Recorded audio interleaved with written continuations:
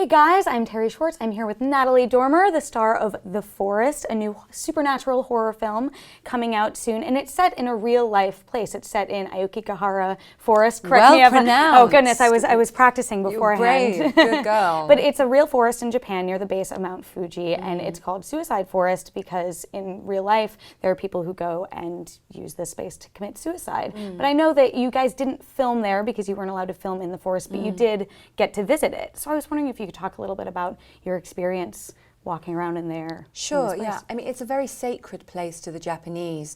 It has a long, interesting heritage that, you know, predates this association that it now has with people going in with the intention of not coming out. And actually, when I was there, I just popped up for a day to have a look at it while we were shooting in Tokyo. It's actually an incredibly beautiful place. There were hikers. You know, the birds were singing. It was a beautiful blue sky day. It's right underneath Mount Fuji, so it really is beautiful. So for me, I think I just felt more of a compassion and a sort of sadness that people go there to make that choice. And, you know, that's the reason, Terry, that I took the movie, because for me it was a story about a sister who goes in search of her other sister to help her, to stop her from doing something that is going to hurt herself. Yeah, so The Forest, it's actually a really personal story. As you said, it's about a sister, Sarah, who's looking for her sister, Jess, twin sister, who you also play, who goes missing, and she's convinced that Jess has not committed suicide. And so she goes to the forest to try and find her. And along the way, there are sort of these spirits that are trying to, you know, pull her to the darkness, and she's sort of in denial, I think, for a while about whether that's happening. Now, did you research at all any of the, you know, actual mythology that went into The Forest that you mentioned, or is that a lot of stuff that you guys just brought to the film to sort of create its own mythology? You know, ironically, this is probably one of the few jobs I've ever done where I did hardly any research, because the point was that Sarah gets dropped in this alien environment where she doesn't understand the local culture and she doesn't understand the heritage, and she's completely like ignorant, basically. She's just going in on a mission to get her sister out who's in trouble. So I didn't actually do a lot of cultural research on that front, but obviously I picked up stuff when I was in Tokyo and talking to the locals. And you know, the film's all done with true love and respect. What we were trying to really do, why I took the movie, was for these psychological elements, because it was this concept to me that was so interesting of, imagine a place that had the power to reflect your own demons back at you. So to me, it's not that, you know, the portrayal is not that the forest is an evil place. It's that Sarah, my character, is, like you say, in deep denial. She's carrying baggage that she hasn't processed, and she finds herself in a place where, through magic, paranormal activity, your own issues get reflected back at you. So you're doing it to yourself, one character says in the movie. And I just thought that was brilliant, because who of us sitting here does not have baggage, right? Does not have regrets, does not wish that we did something differently in our past that haunts us. And then also I think we can all identify with the idea of getting on a plane to cross half the world for someone that we love. So yeah, it has the frights and the scares and the bumps, but for me it was sort of an intelligent horror movie as well. It had something to say about interpersonal relationship and relationship with yourself. So was doing a psychological horror movie, or a horror movie in general, on your bucket list? Was that something you had interest in doing? Well, you know, I just go whether irrelevant to genre or medium, I just go where I think there's a good script or a good concept. And David S. Goya's original premise of The Forest, this idea of, you know, two sisters, and it looks like one's the messed up one and one's the in control, got together one, but ironically you can argue it over the course of the story that it's the other way round, because Jess, the other twin I play, is the one that's in contact with her emotion and the darker side of life, is actually then for maybe arguably healthier. I mean, it was, I thought it was a great script, and I'll just go where the good story and good characters are.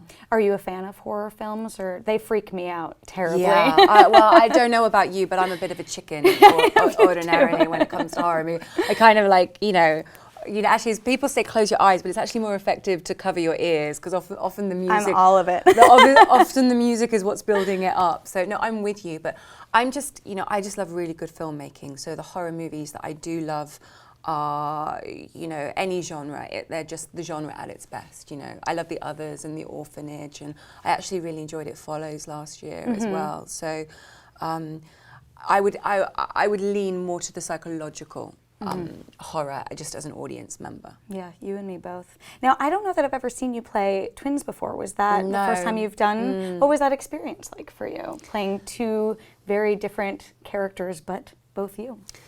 Yeah, I mean, for an actor, with every character that we play, there's an element of a character that is our personality, that we identify with, that we like do the hook, that we hook onto. So it wasn't really difficult per se to play two characters at once, because you if you end up doing two jobs at the same time, you end up doing that. What was kind of interesting was the day where I had to do a big dialogue scene where I was effectively talking to myself. And on reflection, I wish we'd had more days of that, because hopefully I would have gotten better at it. It was a bit of a mind mess up. It was the polite way of putting it. It was that was a bit of a weird schizophrenic experience. Yeah. Now, I know you didn't shoot the actual forest section in Aokigahara Forest. Did I get it two times? Okay, good. I'm really impressed. But what was your experience like shooting in Tokyo? Had you been there before? It's a very unique city. It is, absolutely. Have you been? Yes. I went for the first time last year. So, like you say, well, you know yourself, it's a real cultural shock to the system, and it's a fascinating culture and contradictory in places. Well, a lot of societies are, and but Tokyo, we were blessed. I think our DP, our cinematographer, was so happy because we had rain when we were shooting these car sequences where my character Sarah has been driven around Tokyo, and the rain on the windscreens with all the neon lights. I mean, you couldn't have planned it. He was like, it's like the Blade Runner reference. It's like he was so happy, Matthias, our cinematographer, because it is an incredible city, and it's so lively and young, and the culture. But also the historical culture that's there as well. It's a real mishmash. It's fantastic. Yeah, it's very woven through. But I did have that in that taxi scene. Cabs are so expensive in Tokyo. I was like, she's spending as much as her plane ride just on this long going hour. round and round and round. Now, I read an interview with you not too long ago, and I'm paraphrasing you here, but what you said was that when you're looking at roles, you don't want to get stuck into one type of role, and so you've really been striving to get an array of different performances that you can do. So what was it about the forest, and what in the movies that you're doing coming up are you looking to try to do that's different for you? For me, for the opportunity for the forest, obviously it was the opportunity of helming a feature, of being the lead in a feature. I've done it on stage and on TV, but never in film before. So I was flattered and taken by being asked straight away. And as I said, I just found the psychological premise of it good. I'm kind of like I love all genre, but there is a part of me that is that really does love thriller-esque, and the forest seemed to have some thriller suspense elements that really appealed to me. And my next movie that I'm shooting is a thriller that I co-wrote with my partner Anthony Byrne, and that's again a modern set. So it was about sort of stepping away from more the fantasy and the historical maybe things that I've done in the last few years, playing more contemporary, trying to play slightly more not sophisticated psychology, because I've been blessed with all the writing that I've been given, but just different kinds of women, basically, that I've done before. Yeah, I heard about this film that you're co-writing with your partner, and now that you have the pen in your hand, what are the things that you want to bring into a character that maybe you didn't have a chance to do before, or maybe you'd like to do more? Well, I'm just really interested in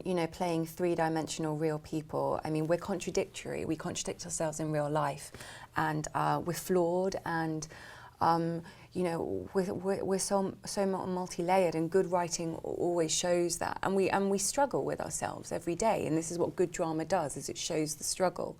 So I mean, I'm having once I've finished promoting The Forest, to go and start hopefully pretty soon pre-production for In Darkness. I won't be able to slag off the writer at the coffee table anymore at craft service, because... Well, you can. You now have experience doing dialogue against yourself. Exactly. Well, kind of, yeah.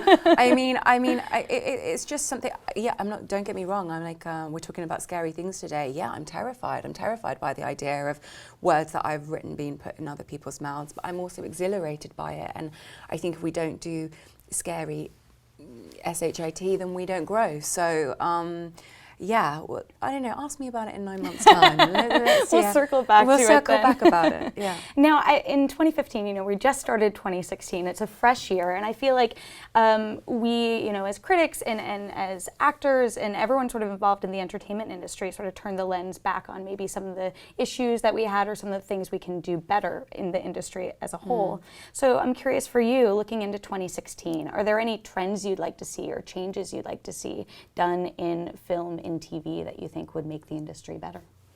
I mean, I think that, everything's a natural evolution, and there was a lot of dialogue last year about gender equality and about ageism, and that's all very healthy stuff. So hopefully we start to see the rippling effects of all that healthy debate that's happening. And, it's a big year for your country with the elections and everything as well. There's a lot, and, that is when drama is at its best, when it reflects back at society. So, you guys have got a big year ahead of you. So it will be interesting to see what comes out of Hollywood on that premise, Mm-hmm. Yeah, I'm really interested to see what it is, and I think it's interesting. We had a lot of awesome, iconic female characters last year. I mean, even just in blockbusters, we had Furiosa in Mad Max. We had Rey at the end of the year in Star Wars. So I think it could be a really exciting time coming out of that for some new stuff this year.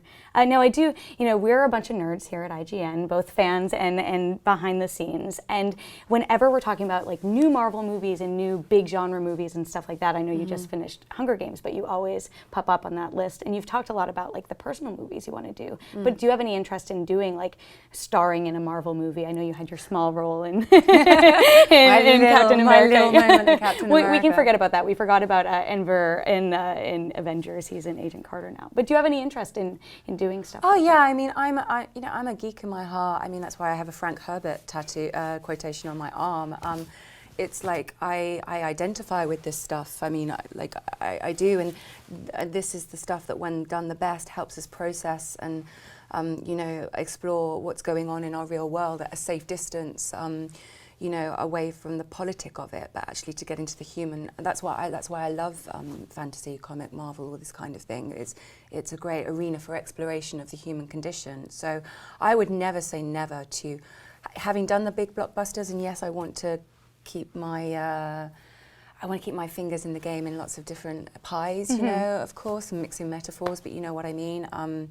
And I've been lucky with mixing theatre, stage, and TV, film and TV as well. So I'm kind of greedy. I just want to. I want to keep my foot in with this stuff and do like real small, drama-based, independent stuff as well. Like I said, I just go with the good scripts, the good characters, and the good directors and writers are. What are you geeking out about at the moment? Yeah. I'm just on the plane over. From the plane over a few days ago to coming over from London, I binge watched 4 episodes of Mr. Robot. So, yeah, and Niels Arden-Oplev and I nearly worked with each other a few years back, and he produces the show, and he's a great director. He was the original director of the original Girl with Dragon Tattoo. So I'm always interested in Niels, and I was like, I've watched those 4 and I'm desperate to watch the rest. Yeah, so. It's unlike anything else I think I've seen on TV, which is fun. What's fun with TV right now? Yeah, they're doing the so writing, much different the quality of the writing in TV. Film is, cinema has got that memo. Yeah, exactly. But they're still catching up. Now we only have a few more months left until Game of Thrones returns, finally. I'm desperate for it.